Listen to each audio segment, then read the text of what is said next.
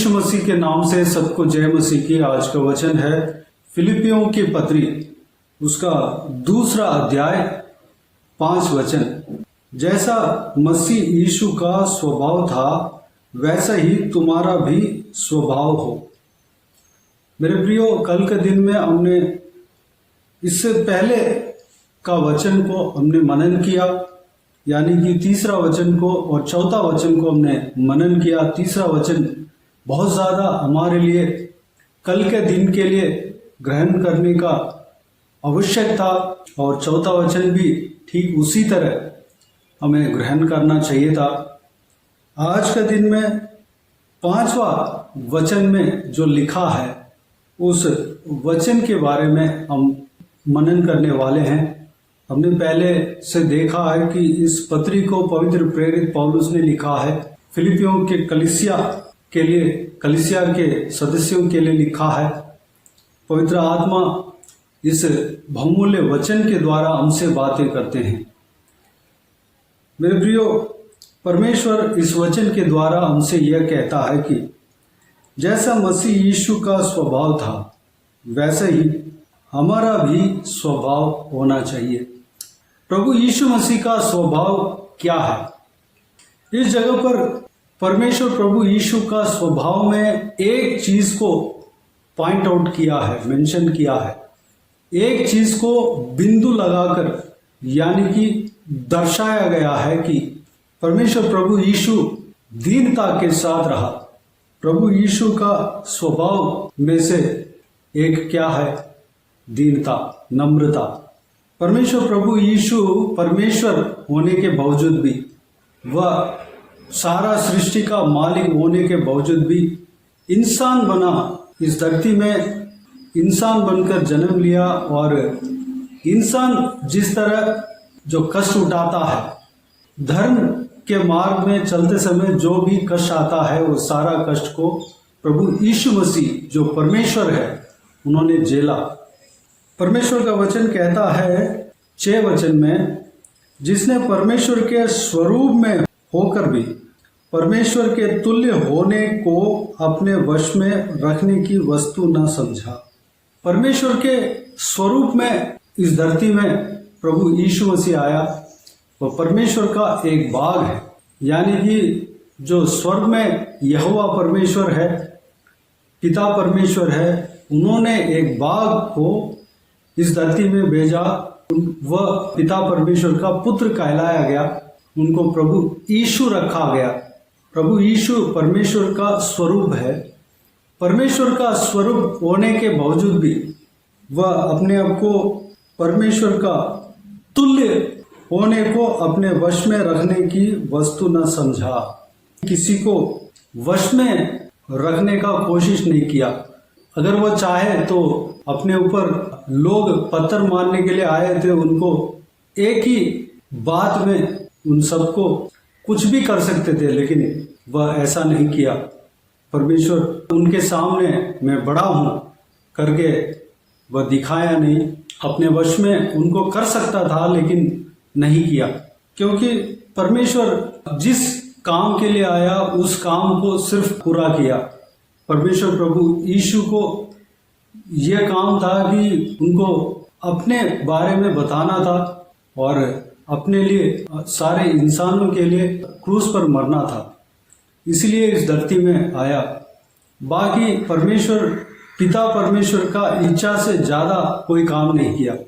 वह किसी को नाजायज तरीके से अधिकार में वश में नहीं रखा और अधिकार नहीं जताया। जो सदूकी और फरीसी लोग उनको परेशान कर रहे थे, उनको जरूर डांटा, लेकिन उनको अपने पावर को इस्तेमाल करके उनको कुछ भी कर सकता था, लेकिन नहीं किया। इंसानों को बदला लेने के लिए नहीं आया, बल्कि उनको पाप से छुड़ाने के लिए आया, पाप से उनको बचाने के लिए आया। उस काम को सिर्फ परमेश्वर प्रभु यीशु ने किया। प्रभु यीशु परमेश्वर होने के बावजूद भी वह अपने आप को शून्य किया। अपने को क्रूस पर जिन्होंने चढ़ाया उनको परमेश्वर प्रभु यीशु कुछ भी कर सकता था। उस जगह पर कुछ भी वह अपने बातों के द्वारा, अपने सोच के द्वारा कुछ भी बैठे बैठे कर सकता था, उस क्रूस से बच सकता था, या जो क्रूस में चढ़ाने वालों को कुछ भी कर सकता था। परमेश्वर एक जगह कहता है, प्रभु यीशु एक जगह कहता है, अगर मैं पिता परमेश्वर से प्रार्थना करूं तो कई सारे स्वर्गदूत को भेजकर इनको बदला ले सकते हैं, लेकिन उसके लिए परमेश्वर प्रभु यीशु नहीं आया, बल्कि अपने आप को शून्य करने के लिए, क्रूस उठाने के लिए, अपने आप को दीन बनने के लिए, एक इंसान किस तरह जीना है उस तरीके को लोगों को बताने के लिए, एक डेमो देने के लिए, एक उदाहरण देने के लिए इस धरती में आया, और जिस काम के लिए आया उस काम को पूरा करके गया। उन्होंने यह नहीं दिखाया कि मैं परमेश्वर हूँ, वह यह अपना अधिकार को गलत तरीके से इस्तेमाल नहीं किया, यानी कि गलत तरीके से किसी को नुकसान नहीं पहुंचाया, किसी को काबू में नहीं रखा। एक जगह प्रभु यीशु का चेला इस तरह कहता है कि इन लोगों के ऊपर जो प्रभु यीशु का विरोध कर रहे थे, उनके ऊपर आग बरसाने के लिए प्रार्थना करें, आग बरसाएं, इस तरह पूछते हैं। लेकिन प्रभु यीशु ने कहा, आप लोग जो अधिकार पाए हो उस अधिकार को गलत तरीके से इस्तेमाल नहीं करना है। इस तरह प्रभु यीशु उनको समझाया। मेरे प्रियो, प्रभु यीशु के स्वभाव हमारे अंदर आना चाहिए। हमें प्रभु यीशु परमेश्वर होने के बावजूद भी अपने आप को शून्य किया, मनुष्य बना। परमेश्वर मनुष्य, उनके बीच का फर्क बहुत ज्यादा है, बराबरी नहीं कर सकता, क्योंकि परमेश्वर परमेश्वर है, मनुष्य मनुष्य है, इंसान इंसान है। परमेश्वर अगर मनुष्य बनना है तो कहीं स्टेप उतर के आना पड़ेगा, दास बनना पड़ेगा, अपने आप को दास बनना पड़ेगा। एक बहुत बड़ा राजा, एक बहुत बड़ा अमीर व्यक्ति अगर गरीब बनता है तो उसका हृदय में क्या बीतता है, उसका हाल को अगर हम समझने के लिए कोशिश करते हैं तो वह किस तरह सोचता है, किस तरह महसूस करता है, किस तरह वह अनकंफर्टेबल रहता है। ठीक उसी तरह उससे कई गुना ज्यादा इस सारे धरती को बनाया हुआ परमेश्वर, जिनके अंदर कोई उम्र के सीमा नहीं, उनका शुरुआत और अंत दोनों नहीं है, शुरुआत भी वही है और अंत भी वही है, अल्फा भी वही है और ओमेगा भी वही है। वह हमेशा हमेशा के लिए जीवित है। वह परमेश्वर इंसान बना। इसका मतलब आप समझ सकते हैं, हम समझ सकते हैं कि प्रभु यीशु कितने दिन होकर, कितने स्टेप नीचे आकर वह इंसान बना, और इस धरती में अमीर व्यक्ति नहीं बना, बल्कि एक गरीब परिवार में जन्म लिया, एक कारपेंटर का बेटा बना और दीनता के साथ वह जिया। अपने आप को बड़ा नहीं दिखाया, बड़ा नहीं बना। अपने काम जो है, जिस काम के लिए वह आया है, उस काम को पूरा करके गया। मेरे प्रियो, 8 वचन में इस तरह प्रभु यीशु के बारे में कहा गया है कि और मनुष्य के रूप में प्रकट होकर अपने आप को दीन किया और यहाँ तक आज्ञाकारी रहा कि मृत्यु, हाँ, क्रूस की मृत्यु भी सहली। अगर प्रभु यीशु अगर चाहे तो वह क्रूस का मृत्यु को उस घटना के अंदर जाने से अपने आप को रोक सकता था, उस कठिनाई, उस पनिशमेंट के अंदर जाने से अपने आप को रोक सकता था और उस परिस्थिति को बदल सकता था। उस पेनफुल, उस दर्दनाक संभव जो उनके जीवन में आना था, उस दर्दनाक संभव को वह टाल सकता था, उससे बच सकता था। लेकिन प्रभु यीशु ऐसा नहीं किया। जिस काम के लिए आया उस काम को पूरा किया और क्रूस पर अपने आप को बलिदान देने के लिए ही प्रभु यीशु इस धरती में आया और मनुष्य से भी, एक नॉर्मल इंसान से भी छोटा बनकर, हमारे लिए पापी बनकर, हमारे पापों को अपने आप को उठाकर, अपने कंधे पर उठाकर वह क्रूस पर बलिदान दिया, इतना तक क्रूस पर बलिदान देने तक अपने आप को छोटा किया।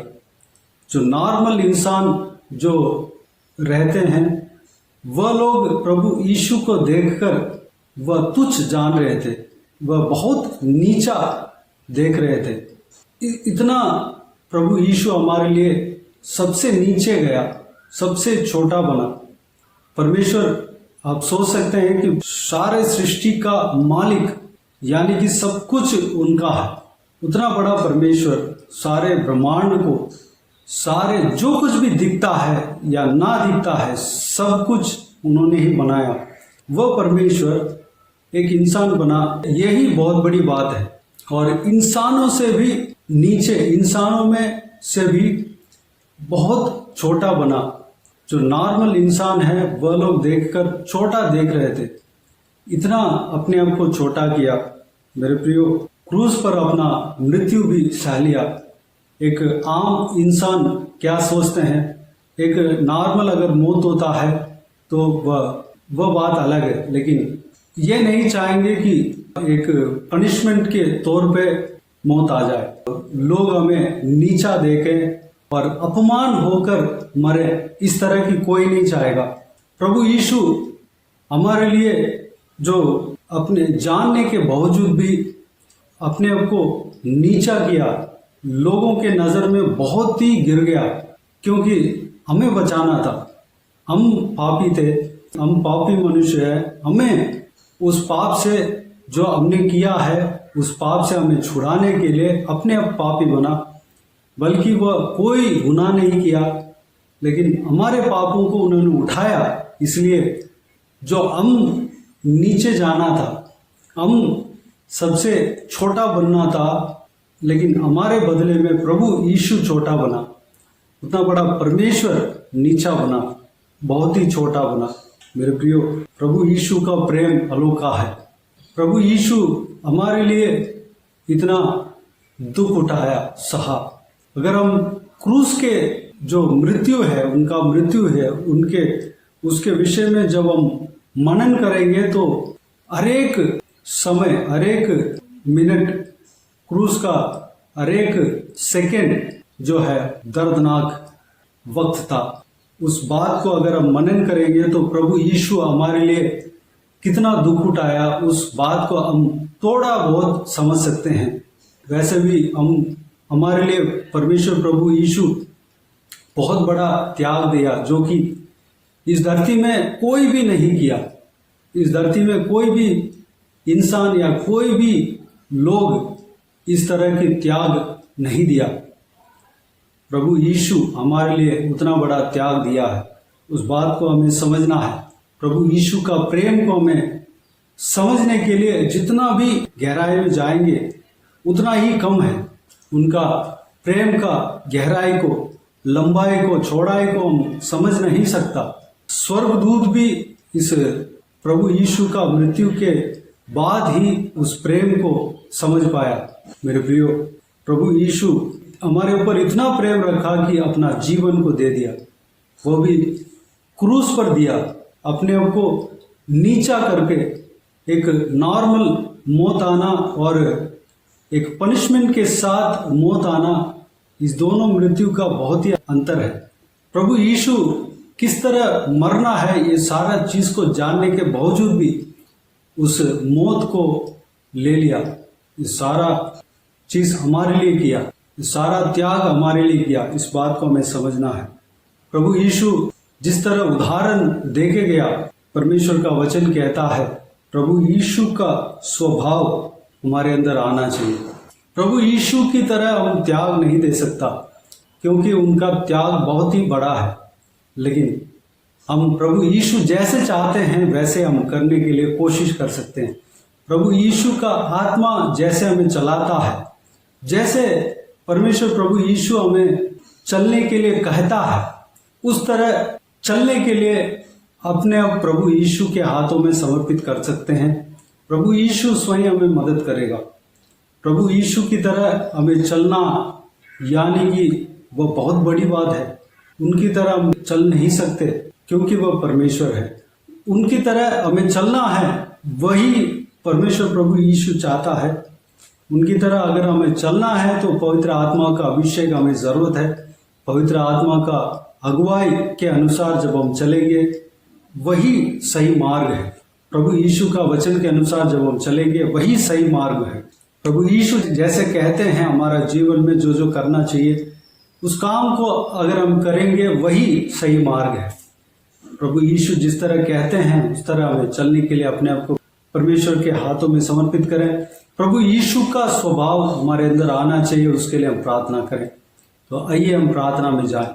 स्वर्गीय पिता दयालु परमेश्वर, आपको धन्यवाद देता हूँ आज के इस आपके बहुमूल्य वचन के लिए। आपको धन्यवाद देता हूँ परमेश्वर, बीते हुए दिनों में हमें संभाला, बचाया, सुरक्षित रखा। आपको धन्यवाद देता हूँ आज के इस आपके बहुमूल्य वचन के द्वारा हमने जो कुछ भी मनन किया है सारे बातों के लिए आपको धन्यवाद देता हूँ परमेश्वर। पिताजी, आपके वचन में आपने लिखवाया, पवित्र प्रेरित के द्वारा लिखवाया परमेश्वर, पौलुस के द्वारा लिखवाया, उस वचन के द्वारा हमसे बातें किया परमेश्वर।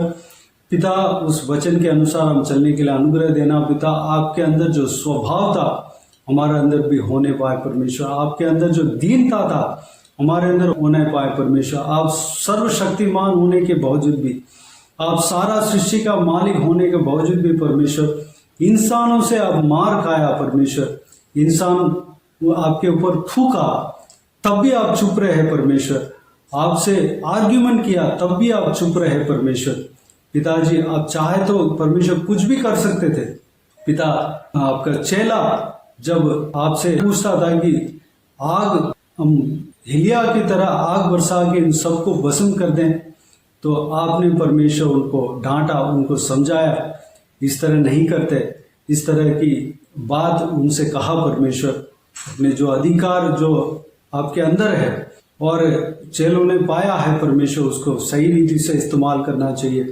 पिताजी, सही शिक्षा हम सबको उन्हें दिया पिता, हम सबको भी वही शिक्षा हमें दे रहे हैं परमेश्वर। पिताजी, आपके अंदर जो स्वभाव है हमारे अंदर आने पाए परमेश्वर, अनुग्रह देना पिता। हमारे लिए जो अधिकार आपने दिया, सामर्थ्य आपने दिया परमेश्वर, सही काम के लिए हम इस्तेमाल करने पाए परमेश्वर, अनुग्रह देना। पिताजी, हम लापरवाही नहीं करने पाए परमेश्वर, अनुग्रह देना पिता।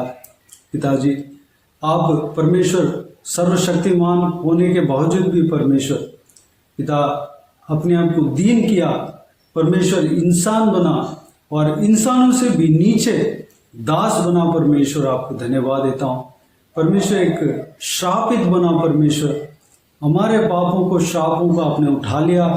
क्रूस पर जो भी लटकता है वो श्रापित है, लेकिन आप परमेश्वर एक सर्वशक्तिमान होने के बावजूद भी, परमेश्वर का पुत्र होने के बावजूद भी, परमेश्वर का स्वरूप होने के बावजूद भी, स्वयं परमेश्वर होने के बावजूद भी परमेश्वर उस क्रूस पर लटका, हमारे लिए श्रापित बना परमेश्वर।